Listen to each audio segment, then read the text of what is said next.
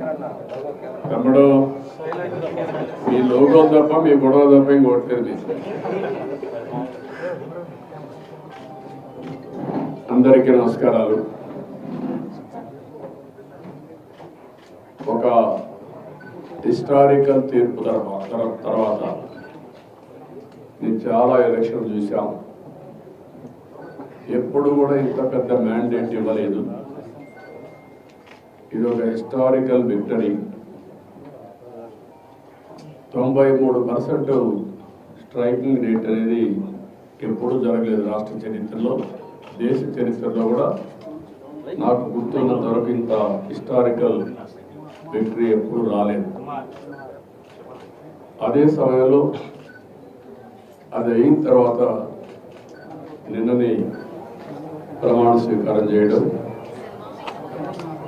సాక్షాత్తు కేంద్ర ప్రభుత్వం ప్రధానమంత్రి అమిత్ షా గారు, అదే మరి వేరే రాష్ట్రాల ముఖ్యమంత్రులు, ఆల్ ఇండియా బీజేపీ పార్టీ అధ్యక్షుడు నడ్డా గారు, ఇలాంటి ప్రముఖులందరూ రావడం, ఆ తర్వాత నేను వెంకటేశ్వర స్వామి ఎప్పుడు కూడా నాకు కులదైవం. నేను ఏ సంకల్పం చేసినా ఒక్క నిమిషం వెంకటేశ్వర స్వామిని తలుచుకొని ఆ సంకల్పం ప్రకారం ముందుకు పోతాను. అదే మరి చిన్నప్పటి నుంచి మీరు చూస్తే ఇదే రోడ్లో మంగాపురం నుంచి చదువుకున్న రోజుల్లో కూడా దేవునికి ముక్కులు తీర్చుకోవడానికి నడిచి వచ్చేవాళ్ళం. అక్కడి నుంచి మళ్ళీ ఈ రోడ్లో తిరగటం వరకు నడిచి ఆ తర్వాత బస్సులో వెళ్ళేవాడు. అది నా జీవిత ప్రారంభం. వెంకటేశ్వర స్వామి ఆశీస్సులతో అంచెలంచెలుగా మీరు చూస్తే నేను ఎదగడం, రాష్ట్రానికి ముఖ్యమంత్రి కావడం, దేశ రాజకీయాల్లో ఒక పాత్ర పోషించే పరిస్థితి వచ్చింది. 2003 నేను వెంకటేశ్వర స్వామికి పట్టు వస్త్రాలు సమర్పించే సాంప్రదాయం బ్రహ్మోత్సవాల సందర్భంగా ఆ రోజు నేను వచ్చేటప్పుడు క్లేమోర్ మైల్స్, ఆ క్లేమోర్ మైల్స్ చూస్తే ఎవ్వరు కూడా బతకలేదు. అలాంటిది సాక్షాత్తు వెంకటేశ్వర స్వామి నన్ను బతికించాడు. దానికి కారణం అనేకం కావచ్చు. ఆయన సేవకు నేను వచ్చేటప్పుడు నేను చనిపోతే ఆయన కూడా అపవాదు కావచ్చు, లేకపోతే నా వల్ల ఇంకా ఈ రాష్ట్రానికి ఏదో చేయాల్సిన అవసరం ఉంది, ఈ జాతికి ఏదో సేవ చేయాల్సిన అవసరం ఉందని ఆయన గుర్తించి నాకు ప్రాణభిక్ష పెట్టి ఉండొచ్చు. కానీ ఏదేమైనా మళ్ళీ ఈ విక్టరీ మీరు ఒకసారి చూసినప్పుడు వెంకటేశ్వర స్వామి స్ఫూర్తిగా ఆయన ఆశీస్సులతో నేను ఏం చేయాలని ఆలోచిస్తున్నాను. ఒకసారి ఇవన్నీ చరిత్రలు. ఎన్టీ రామారావు గారు అన్నదానం పెట్టాడు. అన్నదానం ప్రవేశపెట్టిన తర్వాత దేవాంశ పుట్టినప్పటి నుంచి ఒకరోజు అన్నదాన కార్యక్రమానికి ప్రవేశిస్తున్నాడు. అంటే ఒక మెమరీ మీరు ఒకసారి చూస్తే వాళ్ళ గ్రేట్ గ్రాండ్ ఫాదర్ అన్నదాన కార్యక్రమం పెడితే గ్రాండ్ సన్ ఒకరోజు కాంట్రిబ్యూట్ చేసే పరిస్థితి వచ్చిందంటే ఇది ఒక అరుదైన అనుభవం. అయితే నేను ఎప్పుడు వెంకటేశ్వర స్వామిని ఒకే కోరుకుంటాను. ప్రతిరోజు నేను ఎక్కువ పూజలు చేయను. చాలా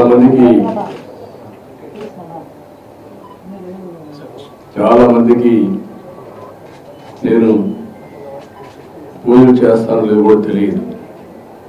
కానీ నేను వెంకటేశ్వర స్వామికి పవిత్రమైన మనసుతో నిద్రలేసి బయట వచ్చేటప్పుడు ఒక్క నిమిషం ధ్యానం చేస్తాను, ప్రార్థన చేస్తాను. ఆ ప్రార్థనలో ఒకే విషయం కోరుకుంటాను, రాష్ట్రం సుభిక్షంగా ఉండాలి. ఇటీవల కాలంలో మీరు ఆలోచిస్తే నేను చేసే సింపుల్ ప్రేయర్, ప్రపంచంలోని భారతదేశం అగ్రస్థానంలో ఉండాలి. భారతీయుల్లో తెలుగు జాతి అత్యున్నతమైన స్థానంలో ఉండాలి. భారతీయులు ప్రపంచం మొత్తం నెంబర్ 1గా ఉంటే అందులో 30% తెలుగు వాళ్ళు ఉండాలి. అదే సమయంలో నేను వెంకటేశ్వర స్వామి కోరుకునేది, సంపద సృష్టించడం ఎంత ముఖ్యమో సృష్టించిన సంపద పేదవాళ్ళకి వెళ్ళాలి. సంపదగా కొంతమందికి పరిమితం కావడం కాకుండా పేదరికం లేని సమాజం, zero poverty nation, zero poverty state, zero poverty district, ఇవి జరిగినప్పుడు అందరూ కూడా మెరుగైన జీవన ప్రమాణాలతో ముందుకు పోయే పరిస్థితి వస్తుంది. అదే సమయంలో ఆర్థిక అసమానతను తగ్గించాలి. ఒక అతనికి 1,00,000 కోట్లు, ఒక అతనికి రోజుకు 100 రూపాయలు లేని పరిస్థితి. ఇవన్నీ కూడా ఏ విధంగా సాధ్యమో అని ఆలోచించినప్పుడు ప్రభుత్వం వల్ల సాధ్యం, ప్రభుత్వ విధానాల వల్ల సాధ్యం. ఒకప్పుడు హైదరాబాద్లో నేను ముఖ్యమంత్రి అయినప్పుడు, నేను ఇప్పుడు కూడా గుర్తుపెట్టుకుంటున్నా, 1.0 95 CPN రోడ్, అది 95లో ప్రారంభమైంది. అంతవరకు పరిపాలన అంటే సెక్రటరియట్కే పరిమితమైన పరిపాలన ప్రజల మధ్యలో జరిగింది. అనేక కార్యక్రమాలకు శ్రీకారం చుట్టాం, అన్ని ఎలక్షన్లు తెలుసుకుంటూ వచ్చాం.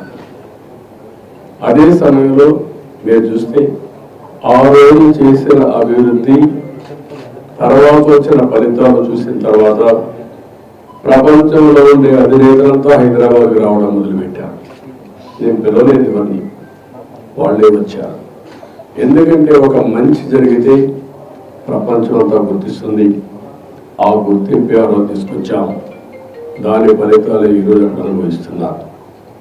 అయితే ఇక్కడ ఎందుకు నేను మళ్ళీ ఇక్కడ రాజకీయాలకు వెళ్ళను, అయితే ఇక్కడ నా సంకల్పం ఈరోజు వెంకటేశ్వర స్వామిని కోరుకుని ఒకటే కోరుకున్నాను. మన భారతదేశానికి ఒక పెద్ద సంపద కుటుంబ వ్యవస్థ. ఇది చాలా మందికి అర్థం కాదు. కుటుంబం అంటే ఏమొస్తుంది అనుకుంటారు. భారతదేశంలో కుటుంబ వ్యవస్థ మీరు చూస్తే ఒక ఎనర్జీ రీఛార్జ్ చేస్తుంది, సెక్యూరిటీ ఇస్తుంది, ఒక ఆనందాన్ని ఇస్తుంది. ఎన్ని కష్టాలున్నా పంచుకునే భాగస్వాములు ఉంటారు. ఇలాంటి చూసినప్పుడు నేను జైల్లో ఉన్నప్పుడు కూడా నన్ను పూర్తిగా ఆదుకునేది కానీ నిలబడింది కానీ మన వ్యవస్థలో కూడా కొన్ని ఉన్నాయి. ఎవరైనా కానీ ఇబ్బందులు ఉంటే ఇలాంటి వచ్చి జైలు పోయినప్పుడు కుటుంబ సభ్యులకి అలవ చేసేవారు 2 సార్లు బాధని, లేకపోతే లాయర్ని అలవ చేసేవారు. అంటే మన వ్యవస్థలో కూడా నిన్ను ఉన్నాయి. అందుకే వెంకటేశ్వర స్వామిని కోరుకునేది, భారతదేశంలో ఉండే కుటుంబ వ్యవస్థ ప్రపంచానికి ఆదర్శం. వేరే దేశాలైన కుటుంబ వ్యవస్థ ఉండదు. ఇది కొనసాగించే విధంగా, ఈ వారసత్వాన్ని కొనసాగించే విధంగా వెంకటేశ్వర స్వామి కూడా ఆశీర్వదించారు ప్రతి ఒక్కరికి. రెండోది, వెంకటేశ్వర స్వామిని చూస్తేనే కలియుగ దేవుడు, మా ఇంటి విలువెలుపు. ఎప్పుడు కూడా సాటర్డే అయితే బ్రహ్మోత్సవాలు వచ్చిన సీజన్లో ఒక్క పొద్దు నుండి నిష్ఠతో పూజలు చేసిన తర్వాతనే మధ్యాహ్నం భోజనం చేసేవాళ్ళం. ఆ సాంప్రదాయం చిత్తూరు జిల్లాలో చాలా కుటుంబాల్లో ఉంది. అందుకే వెంకటేశ్వర స్వామి దేవాలయాలు ప్రపంచం మొత్తం ఎంతవరకు వీలైతే అంతవరకు ప్రమోట్ చేయాలని. ఎందుకంటే తెలుగు జాతి కూడా ప్రపంచం మొత్తం వెళ్ళింది, భారతీయులు కూడా వెళ్ళారు. ప్రతి ఒక్కరూ ఒకే కోరుకుంటారు. జీవితంలో ఒక్కొక్కరు కోరుకుంటుంది. ఎవరైతే క్రిస్టియన్స్ ఉంటారో వాళ్ళందరూ జెరూసలేం వెళ్తారు, ముస్లిమ్స్ అంతా మక్కాకి వెళ్తారు. కలియుగ దేవుడైనటువంటి వెంకటేశ్వర స్వామిని ఒకసారైనా కలవాలి, చూడాలి, బ్లెస్సింగ్స్ తీసుకోవాలనుకుంటారు. ఎన్నిసార్లు వచ్చినా మళ్ళీ రావాలి అనే ఉద్దేశంతో వస్తూ ఉంటారు. ఇది స్వచ్ఛందంగా ఒక వెంకటేశ్వర స్వామి టీటీడీ ఒకటే కాకుండా అందరూ కూడా వచ్చి ఎక్కడికక్కడ శ్రద్ధ చూపించి ఇప్పటికే ప్రారంభమైంది. ఇది ఉద్యమంగా చేసి ఇండియాలోనే కాకుండా ప్రపంచం మొత్తం వెంకటేశ్వర స్వామి దేవాలయాలు నిర్మించి తద్వారా వెంకటేశ్వర ఆశీస్సులు తీసుకోవాల్సిన అవసరం ఉంది. దానికి కూడా నాంది పలుకుతాం. అయితే ఇక్కడ నేను కోరుకునేది ఒకటి ఉంది. ప్రపంచం మొత్తం తెలుగు ఇండియన్స్ బాగుండాలి, దాంట్లో అగ్రస్థానంలో తెలుగు జాతి ఉండాలి. నేను అక్కడ రాయడంలో కూడా ఇదే రాస్తాను. ఎప్పుడు మీరు చూస్తే నేను రాసేది ఇండియన్స్ నెంబర్ 1గా ఉన్నప్పుడు 30-35% తెలుగు వారు ఉండాలి, తెలుగు జాతి ఉండాలి. అదే తెలుగుదేశం పార్టీ, అదే మా నాయకుడి కళ. అదే సమయంలో పేదరికం లేని సమాజాన్ని స్థాపించడం కోసం జీరో పావర్టీ ధ్యేయంగా పనిచేయడానికి అనునిత్యం నన్ను ఆశీర్వదించమని, శక్తిని సామర్థ్యాన్ని ఇమ్మని, ప్రజల సహకారాన్ని కూడా ఇమ్మని కోరినారు. అదేవిధంగా ఆర్థిక అసమానతలు తగ్గించే విధంగా ఫస్ట్ ఒకప్పుడు మీరు చూస్తే సంపద లేనప్పుడు, సంపద సృష్టించడం తెలియనప్పుడు ఆర్థిక సంస్కరణ వచ్చిన తర్వాత సెకండ్ జనరేషన్ రిఫార్మ్స్ నేనే ప్రారంభించాను వెంకటేశ్వర స్వామి ఆశీస్సులతో. అందుకే మీరు ఈరోజు రోడ్లు చూస్తే బ్రహ్మాండమైన రోడ్లు వచ్చాయి. రాష్ట్ర రోడ్లు అనిపోయినాయి కానీ నేషనల్ హైవేస్ వచ్చినప్పుడు ఫస్ట్ రోడ్ నేషనల్ హైవే వేసి గుర్తుపెట్టుకోవాలి, చెన్నై టు నెల్లూరు. అది ప్రూఫ్ ఆఫ్ కాన్సెప్ట్. అది సక్సెస్ అయిన తర్వాత వాజ్పేయి గారు దేశం మొత్తం గోల్డెన్ కోఆర్డినేటర్ రోడ్డు వచ్చింది. ఇప్పుడు జిల్లా రోడ్డు వచ్చి అన్నీ అయిపోయినాయి. ఫస్ట్ టెలిఫోన్, మీరు అందరూ ఫోన్ పట్టుకొని ఉన్నారు. ఒకప్పుడు ఫోన్ అన్నం పెడుతుందా అన్నారు, ఇప్పుడు ఫోన్ లేకపోతే బతికే పరిస్థితి లేదు. అది ఒక నిత్యావసర వస్తువు అయిపోయింది. అది నిత్యావసర వస్తువే కాదు, పెద్ద ఒక వెపన్ అయిపోయింది, ఒక ఆయుధం. ఎక్కడున్నా మీరు వర్చువల్ వర్కింగ్ కోసం ప్రపంచంలో ఎక్కడున్నా అన్ని పనులు అయిపోయే పరిస్థితి వచ్చింది నాలెడ్జ్ కారణం. అందుకని ఈ రెండో కూడా సాధ్యం. ఆ సాధ్యం కావాలంటే వెల్త్ క్రియేట్ కావడం కాదు, సంపద సృష్టించడం కాదు, ఆ సంపద పేదవాళ్ళకి ఇచ్చే కార్యక్రమం శ్రీకారం చుట్టాలి. అయితే ఈ 5 సంవత్సరాలు పరిపాలన తిరుమల తిరుపతి దేవస్థానంతోనే ప్రారంభం కావాలి. ప్రక్షాళన, ప్రసాద, లేకపోతే పరిశుభ్రత అన్నిటికీ తిరోధకాలు చేశారు కదా. నేను వస్తే పర్వాగడ్డ పరిస్థితి ఇంకా హ్యాంగ్ ఓవర్ బాగుంది.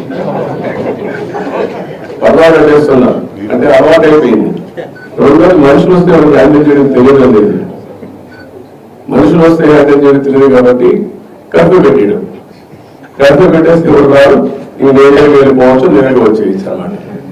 ఇలాంటి కల్చర్స్ అంతా చూస్తే చాలా బాధ వేస్తుంది.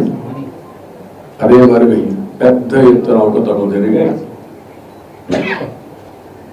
ఎప్పుడు కూడా కక్ష సాధింపు చర్య ఉండకూడదు, కానీ తప్పులు చేసిన వాళ్ళు కూడా ప్రక్షాళన చేయకపోతే వెంకటేశ్వర స్వామి కూడా సహకరించడు. దేవుడు కూడా చెప్పింది అదే, మంచి వాళ్ళని కాపాడుకోవాలి, చెడు వ్యక్తుల్ని శిక్షించాలి, సమాజాన్ని కాపాడాలి. అందుకే ఈరోజు ఎందుకు చెప్తున్నా, ఈరోజు నేను చేసిన సంకల్పం ఇది. నా జీవితంలో మా కుటుంబానికి నేను ఏమి ఇవ్వాల్సిన అవసరం లేదు. ఎందుకు ఆ మాట చెప్తున్నానంటే 35 ఏళ్ల మునిపే నేను ఒక చిన్న బిజినెస్ వాళ్ళకి పెట్టి రాజకీయాలపైన మీరు ఆధారపడకూడదు. ఆ రోజుంటే మా మిస్సెస్సే కాకుండా తర్వాత మా సన్ కానీ, మా కోడలు కానీ, మా మనవడు కానీ ఎవ్వరు ఆధారపడకుండా ఆ రోజు ఒక చిన్న బిజినెస్ వాళ్ళకి ఇచ్చాను. వాళ్ళు బాగానే చేసుకుంటున్నారు. కాబట్టి నేను వాళ్ళకు చేయాల్సింది అయితే వాళ్ళకి టైం ఇవ్వాలి. నా జీవితంలో నేను చేసిన ప్రయత్నంతో టైం కూడా ఇవ్వలేదు. కొద్దిగా టైం ఇవ్వాలి కుటుంబానికి కూడా. అదే సమయంలో ఈ ప్రజలకు నేను రుణపడాలి. నిన్న జరిగిన ఎన్నికలు చూస్తే ఎవ్వరికీ నమ్మకం లేదు, భయపడ్డారు. కానీ నాకు నమ్మకం ఉంది, విశ్వాసం ఉంది, ప్రజల మీద అపారమైన గౌరవం ఉంది. నేను ఒకే మాట చెప్తాను, ప్రజలు గెలవాలి, రాష్ట్రం నిలబడాలి. తెలుగువారు ప్రపంచంలో ఎక్కడున్నా వచ్చి మీ బాధ్యత మీరు నిర్వహించమని చెప్పాను. ఆ బాధ్యత వాళ్ళు నిర్వహించారు. వాళ్ళు నిలిచారు, ప్రజలు గెలిచారు, రాష్ట్రాలు నిలబెట్టారు. వాళ్ళని మేము గౌరవించాలి. ఇప్పుడు ఆ కార్యక్రమానికి శ్రీకారం చుట్టాం. నేను ఏ ఒక్కరి వ్యక్తిని కాదు, వెంకటేశ్వర స్వామి సమక్షంలో చెప్తున్నా, నేను అందరి వాడిని, 5 కోట్ల ప్రజల మనిషిని, నేను 5 కోట్ల ప్రజలకు సంబంధించిన వ్యక్తిని. అయితే ఇక్కడ పనిచేసినప్పుడు రకరకాల మీడియా ఉన్నారు, మీరు ఒక పని చేశారు. కొంతమంది అయితే ప్రజాస్వామ్యం కోసం పోరాడి నిద్రపోని రాత్రులు కోర్టు చుట్టూ తిరిగే పరిస్థితి, మీ మనలో వచ్చే వాస్తవాలను చెప్పాలని దుస్థితి మీరు అనుభవించారు. రాజకీయ పార్టీ నాయకులు, రాజకీయ పార్టీ కార్యకర్తలు విపరీతమైన క్షోభ అనుభవించారు. సాటర్డే వస్తే ఎక్కడ ప్రొక్లైన్ వస్తుందో, లేకపోతే ఎక్కడ 41 కేసులు పెట్టి అరెస్ట్ చేసేస్తారు అందరూ భయపడిన రోజులు, నిద్ర లేని రోజులు. ఇప్పుడు ఎక్కడ చెట్లు నరికే పని లేదు, ఆధార్ పెట్టే పరిస్థితి లేదు, లేకపోతే ప్రొక్లైన్ పంపించే పరిస్థితి లేదు. కానీ ప్రజాపాలన స్టార్ట్ అయింది. ఈ రోజు నుంచి అయితే మళ్ళీ చెప్తున్నా, ఇంకొక పక్కన ఉద్యోగస్తులు కూడా చాలా ఇబ్బంది పడ్డారు, ఇంకొక పక్కన సోషల్ యాక్టివిస్టులు ఇబ్బంది పడ్డారు. ప్రజలు కూడా మాకు ఇది అన్యాయం జరిగిందని చెప్పుకోలేని పరిస్థితుల్లో ప్రజలు కూడా ఇబ్బంది పడ్డారు. ఒకరు కాదు, అన్ని వర్గాలు ఇబ్బంది పడ్డారు. కానీ ప్రతి ఒక్కరికి న్యాయం జరుగుతుందని నా మీద హోప్ పెట్టుకున్నాను. ఆ హోప్ని నేను నిరూపించుకోవాలి. ఏ వర్గంలో ఇబ్బంది పడ్డారో, నష్టపోయారో అందరూ నిర్ణయం చేయాలి. ఈ వెంకటేశ్వర స్వామిని కోరుకుంటున్నా, తద్వారా రాష్ట్రంలో ఉండే ప్రజలు ప్రతి ఒక్కరు విజ్ఞప్తి చేస్తున్నా, ఇది ప్రారంభం మాత్రం. జరిగిన నష్టం అపారం. 5 సంవత్సరాలు జరిగిన నష్టం 30 సంవత్సరాలు రాష్ట్రం వెనుకబడిపోయింది. ఇది తిరిగి పునర్నిర్మాణం చేసుకోవాలి. భగవంతుడు ఆ శక్తి తెలుగుదేశానికి ఇచ్చాడు. అందుకే నేను ఎక్కడ రాగద్వేషాలు లేవు. అదే సమయంలో ప్రజలు కూడా కోరుతున్నాం, ఓట్లు వేసాం, మా బాధ్యత అయిపోయిందని కాకుండా అనునిత్యం మమ్మల్ని నడిపించండి, ఆశీర్వదించండి, ప్రభుత్వంలో భాగస్వాములు కండి. అప్పుడే ఈ చైతన్యంతో ఈరోజు నాకు చాలాసార్లు మీకు చెప్పాను, 2047కి భారతదేశం ప్రపంచంలో నెంబర్ 1 ఆర్ నెంబర్ 2లో ఉంటుంది. అదే సమయంలో ప్రపంచంలోనే భారతీయులు నెంబర్ 1 స్థానంలో ఉంటారు. ఇప్పుడు వాళ్ళు ఉండేది global citizens. Highest per capital income వాళ్ళకే వస్తూ ఉంది. ఏ దేశానికి పోయినా, అమెరికాకు పోయినా, ఆస్ట్రేలియాకు పోయినా, ఆఫ్రికాకు పోయినా, స్విట్జర్లాండ్కి పోయినా, ఎక్కడ ఒక పాష్ లొకాలిటీ ఉంటే అక్కడికి పోతే అక్కడ ఇండియన్ ఉంటాడు, అందులో 30% తెలుగు వాళ్ళు ఉంటారు. అంటే ఎన్ని 20 సంవత్సరాలు 25 ఏళ్ళు సాధించాం. ఇది సాధించామంటే ఆ రోజు భారతదేశంలో ఆర్థిక సంస్కరణ వచ్చిన తర్వాత టెక్నాలజీని అందిపుచ్చుకున్నాం, ఐటీని అందిపుచ్చుకున్నాం. అందిపుచ్చుకున్న తర్వాత అంచెలంచెలుగా ముందుకు పోయి ఈరోజు ఆర్టిఫిషియల్ ఇంటెలిజెన్స్ వరకు వచ్చేసే పరిస్థితికి వచ్చాం. భారతీయులు వన్ ఆఫ్ ది బెస్ట్ ఆంటర్ప్రినర్స్గా తయారయ్యారు. అదే సమయంలో మీరు చూస్తే రాబోయే రోజుల్లో కార్పొరేట్ గవర్నెన్స్, పబ్లిక్ గవర్నెన్స్లో భారతీయులు పెద్దగా రాణిస్తారు. సర్వీస్ ఎకానమీలో భారతీయుల యొక్క సేవలు ప్రపంచానికి అవసరం. ప్రపంచం మొత్తం కూడా యాక్సెప్ట్ చేసే ఓన్లీ 1 కమ్యూనిటీ, ఇండియన్ కమ్యూనిటీ. అందులో అగ్రస్థానంలో తెలుగు జాతి. అందుకే ఇవన్నీ గుర్తుపెట్టుకొని నేను ఒక ఇది పెట్టుకున్నాను. 2047కి నా ఆలోచన, నా విజన్, నా కమిట్మెంట్, తెలుగు జాతి ప్రపంచంలో నెంబర్ 1గా ఉండాలి. నెంబర్ 2, పేదరిక నిర్మూలన ఎంత తొందరగా వీలైతే అంతవరకు చేయాలి. 0 పావర్టీ స్టేట్. ఆంధ్రప్రదేశ్ రాష్ట్రం నెంబర్ 1 రాష్ట్రంగా ఉండాలి. తెలంగాణ రాష్ట్రం కూడా బాగుండాలి. నేను తెలుగు జాతికి పెద్దగా ఉంటాను తప్ప ఒక 50% 30% కాదు. ఫస్ట్ నేను చెప్పాను, నేను ఆ రోజు హైదరాబాద్ అభివృద్ధి చేసినప్పుడు, విభజన జరిగినప్పుడు ఒకటే మాట చెప్పాను, విభజన జరిగింది, హైదరాబాద్ తెలంగాణ కడుతుంది, మళ్ళీ నేను కష్టపడి మళ్ళీ ఒక నగరా నిర్మాణం చేయడమే కాకుండా ఆంధ్రప్రదేశ్ అభివృద్ధి చేసి రుణం తీర్చుకుంటాను వచ్చాను. అదే స్ఫూర్తితో అమరావతి, పోలవరం ఈ రెండు ప్రారంభించాను. కానీ దురదృష్టం రెండు కూడా ఈరోజు పడకేసే పరిస్థితి వచ్చాయి. అమరావతి విధ్వంసం పాలైంది. పోలవరం ప్రతి ఎకరాకు నీళ్లు ఇవ్వాల్సిన జీవనాడి గోదావరిలో కల్పించే పరిస్థితికి వచ్చారు. ఈ రెండు కూడా మళ్ళా సెట్ చేసుకోవాల్సిన అవసరం ఉంది. ఏదైతే హైదరాబాద్ నగరం వల్ల తెలంగాణకు ఈరోజు హైయెస్ట్ పర్ క్యాపిటల్ ఇన్కమ్ కానీ మెరుగైన ఆదాయం వచ్చే పరిస్థితి వచ్చింది. అలాంటి ఎకో సిస్టమ్ క్రియేట్ చేసి మళ్ళీ ఆంధ్రప్రదేశ్ బాగు చేసుకుందాం. అందుకే ఈ రెండు ధ్యేయాలతో మిగిలినవి చాలా ఉన్నాయి. ఆ విషయాలు నేను ఎప్పటికీ కూడా మాట్లాడతాను. ఈ విషయమే వెంకటేశ్వర స్వామిని కోరుకున్నది. నా ఆరోగ్యం, కుటుంబ ఆరోగ్యం, ప్రజల ఆరోగ్యం, కార్యకర్తల ఆరోగ్యం కూడా, ఇప్పుడు ఎన్డీఏ కార్యకర్తల ఆరోగ్యం కూడా బాగుండాలని కోరుకున్నాను. నా సెక్యూరిటీ, మా కుటుంబ సెక్యూరిటీ, కార్యకర్తల సెక్యూరిటీ, ప్రజల సెక్యూరిటీ బాగుండాలని కోరుకున్నాను. మంచి ఆరోగ్యాన్ని ఇచ్చి నేను అనుకున్న సంకల్పాన్ని ముందుకు తీసుకుపోవడం కోసం వెంకటేశ్వర స్వామిని ఆశీర్వదించమని కోరుకున్నాను. వెంకటేశ్వర స్వామి తిరుమల తిరుపతి దేవస్థానానికి ఒక విషయం కూడా గుర్తుపెట్టుకోవాలి. తిరుమల ఒక పవిత్రమైన దివ్యక్షేత్రం. ఈ పవిత్రమైన దివ్యక్షేత్రాన్ని అపవిత్రం చేయడం భావ్యం కాదు. తెల్లవారుజామున 3 గంటలకు సుప్రభాత దర్శనానికి వస్తే వైకుంఠం అంటే మనకు తెలియదు, పుస్తకాలు చదువుతాం. వైకుంఠానికి పోవాలని కోరుకుంటాం చనిపోయిన తర్వాత. ఆ సమయంలో ఇక్కడికి వచ్చి వెంకటేశ్వర స్వామి దర్శనం చేసుకుంటే వైకుంఠంలో ఉన్న అనుభూతి కలుగుతుంది. నేను ఎన్నోసార్లు ఫీల్ అయ్యా, ఇప్పుడు కూడా ఫీల్ అవుతున్నా. అందుకే నేను ఇక్కడికి వచ్చినప్పుడు అన్ని విషయాలు మర్చిపోయి ఒక పవిత్రమైన భావంతో పోవాలి, ఒకే స్లోగన్ ఉండాలి. ఏడుకొండలవాడ వెంకటరమణ గోవింద గోవింద తప్ప, ఓం నమో వెంకటేశాయ తప్ప వేరే స్లోగన్ ఉండకూడదు, వేరే వ్యక్తి జ్ఞాపకం రాకూడదు. ఆ పేరుతో మొత్తం ప్రక్షాళన చేస్తాం. మళ్ళీ భారతదేశం కాకుండా ప్రపంచం మొత్తం అభినందించే విధంగా ఈ టీడీటీని తీర్చిదిద్దాలని తెలియజేసుకుంటూ మరొకసారి మీ సమస్యలు మళ్ళా సమయం వస్తుంది.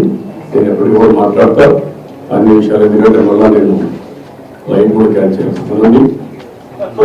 Just a couple of questions. Sir, ప్రక్షాళన టీటీడీ నుంచి ప్రారంభమవుతుంది. టీడీపీ గవర్నమెంట్ వచ్చింది స్టేట్ లో, బట్ టీటీడీలో కనీసం the chairman has resigned, board has resigned, the EO has gone on leave. Can we expect a rejig of complete TTD? No, what I am saying is only one day. Now matter is moving. Yesterday I was sharing in this sense.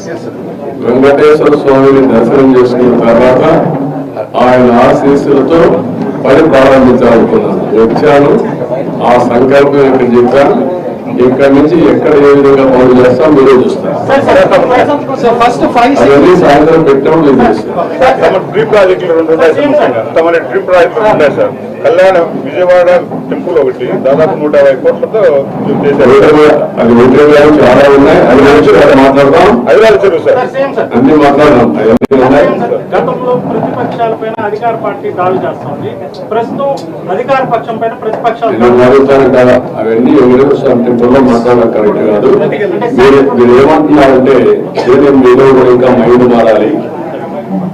కొంతమంది దొంగలే దొంగ దొంగ అనేసి attention divert చేయాలి. అలాంటి వారికి నేను సమాధానం చెప్పాలి. పరిపాలన ఏంటంటే చేసి చూపించిన వాళ్ళు, ముఠా నాయకులను చేసిన వాళ్ళు, సంఘ ఉద్యోగ శక్తులను చేసిన వాళ్ళు, రౌడీకరణ లేకుండా చేసిన వాళ్ళు, కమ్యూనల్ వైలెన్స్ కంట్రోల్ చేశారు. తీవ్రవాదులకు పోవాలంటే నేనే ప్రారంభించుకున్నాను.